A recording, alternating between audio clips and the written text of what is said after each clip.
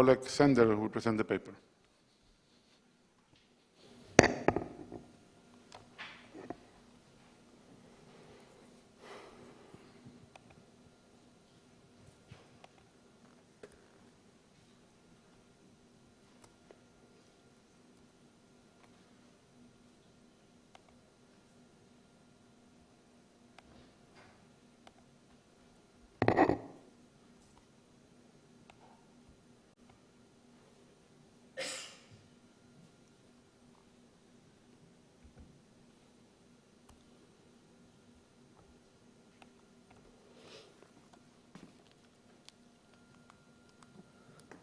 Okay, so hello everyone, I'm Oleg Zendel, and I'm going to present to you our joint work today with Oren Kurland, Anna Stock, Fiona Reiber, and Shane Culpepper.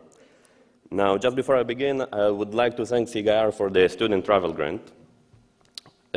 So, as you might have guessed by the title of our paper, our work is in the area of QPP, which stands for Query Performance Prediction. Now, the task of QPP is estimating the effectiveness of a search performed in response to a query, which assumingly represents an information need, without any relevance information. There are two common approaches in QPP, the pre-retrieval and the post-retrieval approach. The first, the pre-retrieval predictors, they analyze the query and corpus statistics prior to retrieval. Two examples for such predictors, we have the max ADF in the average SEQ predictors, and both of them are based on the assumption that more informative query terms should result in a more effective retrieval. Now, for the second approach, the post-retrieval predictors, they, additionally to the query and corpus statistics, also analyze the information induced from top-retrieved documents. Two examples for such predictors are the clarity and the weak predictors, where in clarity is based on a divergence between language models, and WIG utilizes information from the retrieval scores. So the task of QPP can be framed as estimating the probability of a relevance event given a query, a corpus, and a retrieval method. And in most of the prior work on QPP, the corpus and the retrieval method were fixed, and the probability was estimated for different queries. Therefore, in a way, it is equivalent to ranking queries based on their presumed effectiveness. Now, as we can see in the random variables dependencies graph, the result list is dependent in a query, corpus, and retrieval method. And for a specific query, a specific corpus, and a specific retrieval method, we receive a single result list. Therefore, we can reframe the probability as it appears here, which is estimating the probability of a relevance event given a query and a retrieval and a result list. So framing the QPP task in this way is basically equivalent to asking the question, what is the probability that this retrieved result list is relevant to this query? So in all of the previous work on QPP, the information needs were represented by a single query, and each query represented a different information need. Therefore, ranking different queries, the predictors were actually ranking different information needs. And it was shown in a recent work that pre-retrieval predictors that were shown to be effective in the classical setup, where each different query represented a different information need, they were shown to be ineffective in predicting the performance of different queries that represent the same information need. It is also quite a known fact in the IR community that different queries that represent the same information need can exhibit dramatically different performance. So, based on this, we define our first goal. It is to define a formal probabilistic framework for the QPP task that accounts for the information need explicitly and for the effectiveness of the queries used to represent it. So the new probabilistic model that we revise the probability and we explicitly add the information need I. Here we add a random variable I, which receives as values information needs. And we can see in the random variables dependencies graph now that the query and the relevance event are both dependent in the information need I. So framing the QPP task in this way is basically asking the question, what is the probability that this result list is relevant to this information need, given that it is represented by this query. So our second goal is QPP using reference queries. It is predicting the performance of a given query using information about other queries that can be used to represent the same information need. Basically, we use query variations that represent the same information need as reference queries in order to improve the quality of the prediction for the QPP task.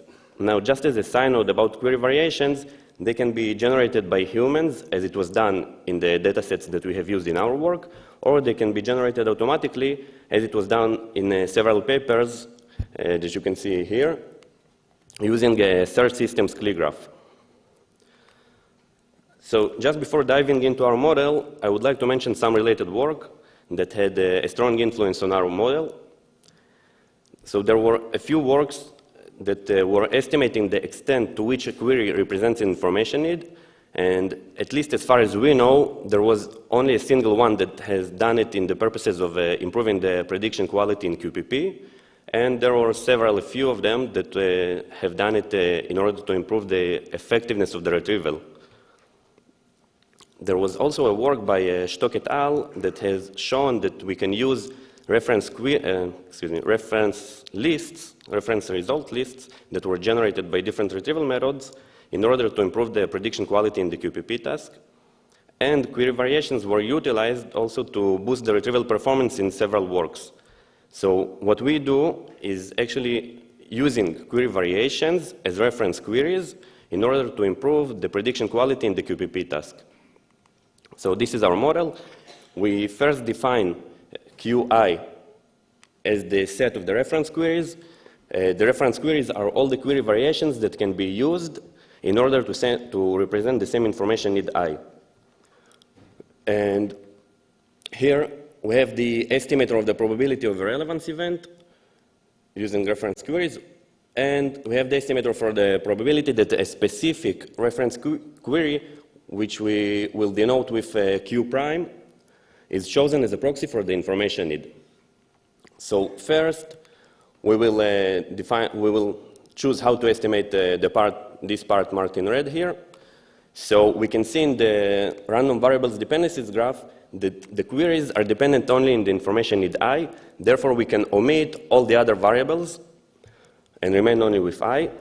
And inspired by the relevance models framework that was suggested by Lavrenko and Croft, we chose to estimate it simply based on the given query that we are trying to predict the performance for. And the part marked in blue, the estimator of the probability for a relevance event, given two queries that represent the same information need I. So we can look at it in several ways. For example, as we have chosen to do it, we can separate it into different retrievals and use Fusion to merge the results into a single list. And inspired by the Fusion methods, we have separated it into two separate queries, and we use a simple linear interpolation in order to estimate this estimator.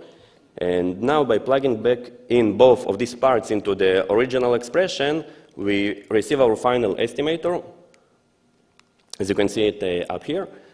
And from this, we can now derive specific predictors. So we chose to estimate as the estimator of the probability of a relevance event, we will use an existing predictor. You can see it in blue here.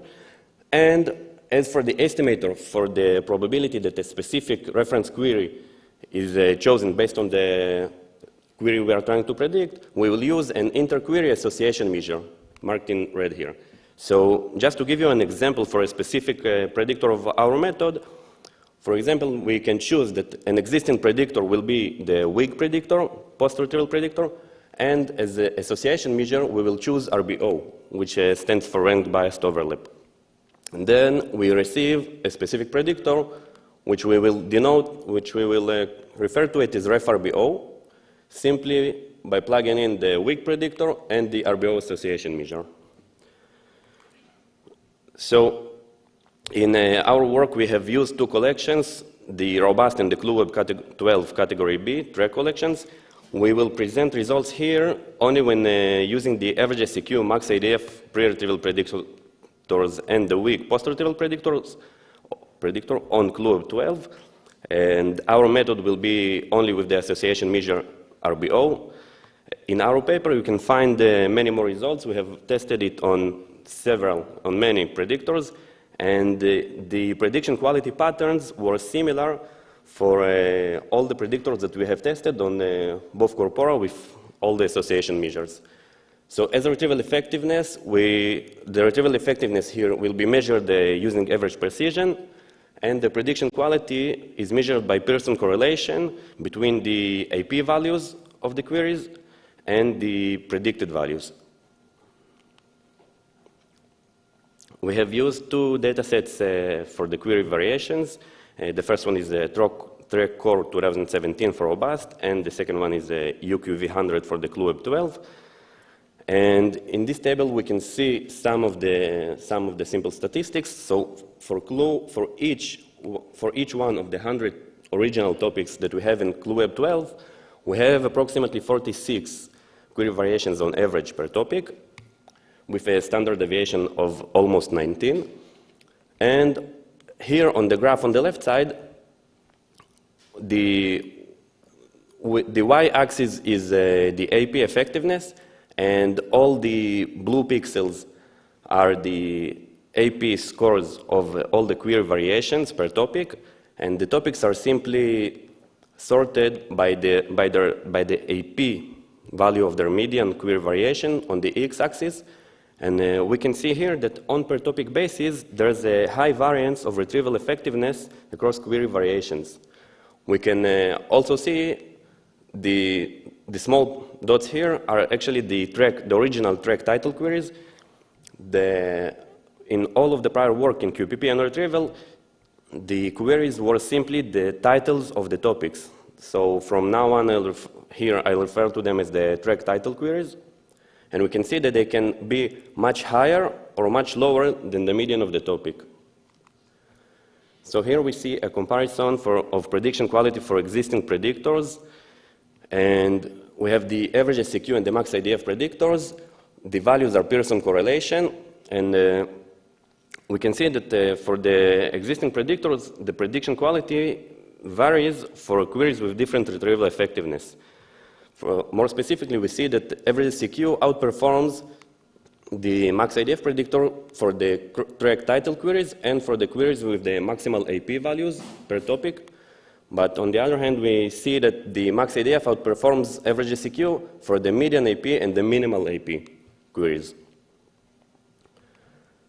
So this is a comparison to our method. The baseline here is simply the existing predictor without any reference queries.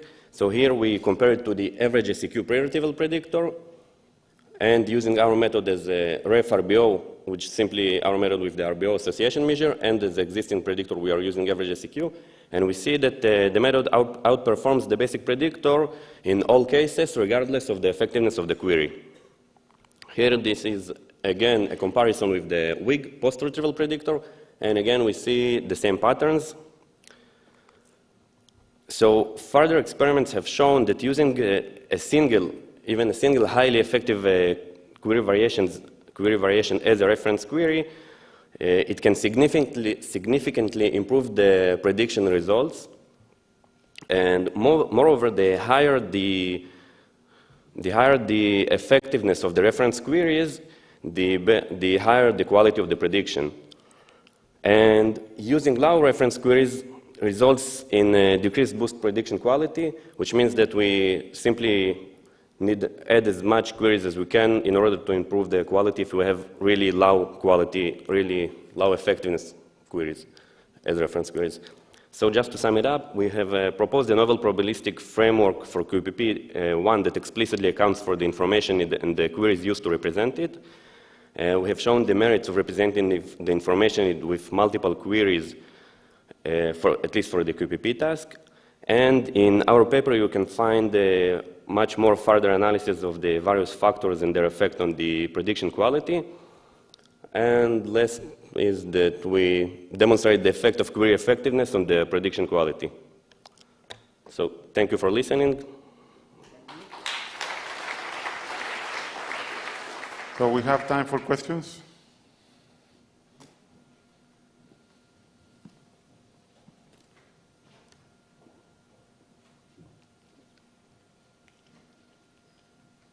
So no questions?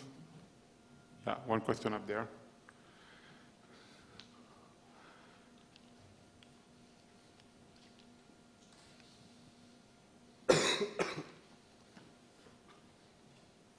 Thank you very much. Great work. Could you go back to the slides where you present the graph model of your random variables? Because you did a great work in defining the random variables, yes, here.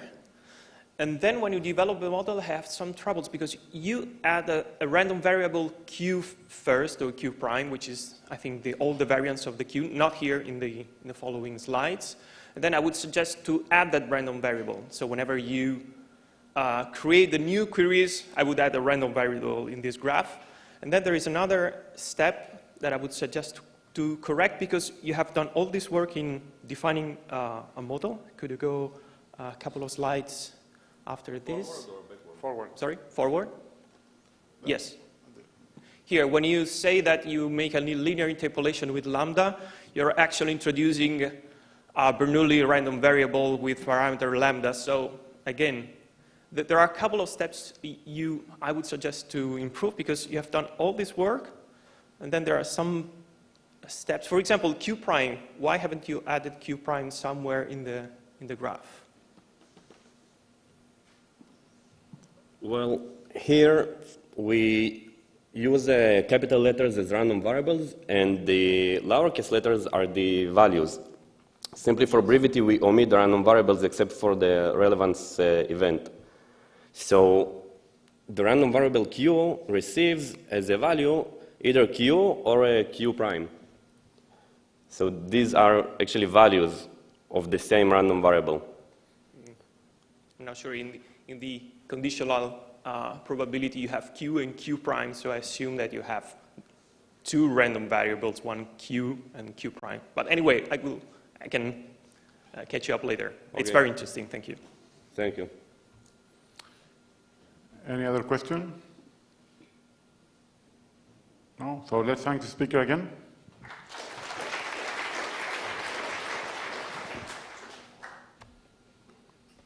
So the final paper of the session is entitled The Characteristics of Voice Search, Comparing Spoken with Typed in Mobile Web Search Queries, and will be given by Ido Guy.